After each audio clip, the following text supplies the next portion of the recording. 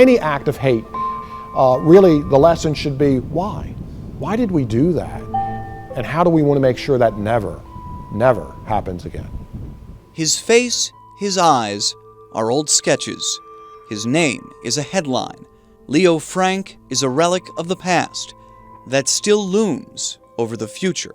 The Leo Frank lynching certainly shaped our city, it shaped our region, and it frankly reshaped the nation. The story of Leo Frank begins 2 years earlier, in 1913, with the story of Mary Fagan. At age 10, she left school to work. At age 13, at her workplace, she was found dead. This is a young woman who had a very hard life, and to be murdered in such a brutal way really captivated the nation. Suspicion soon fell on Frank, the superintendent of the factory where Fagan was found.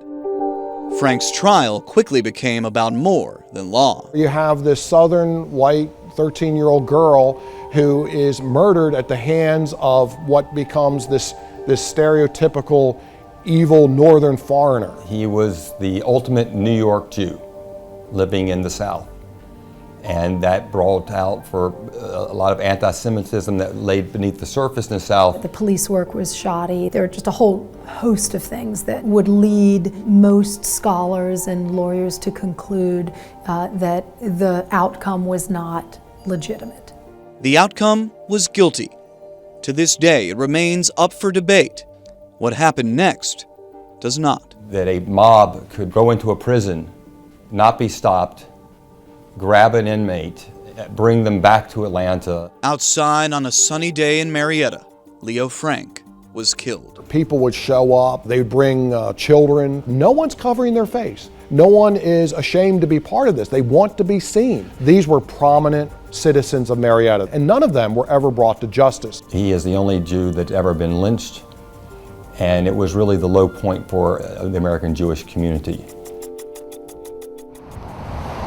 The relics become real when we see their ripples. Soon after Frank's lynching, the 2-year-old Anti-Defamation League catapults into a national force against hate.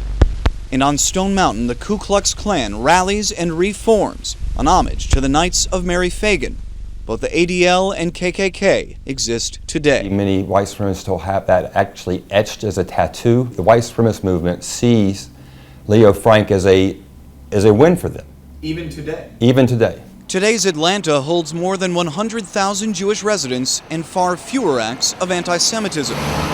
Starting Monday, the Southern Museum in Kennesaw opens an exhibit in Leo Frank's name, mere miles from his death. The question always remains, how far have we come?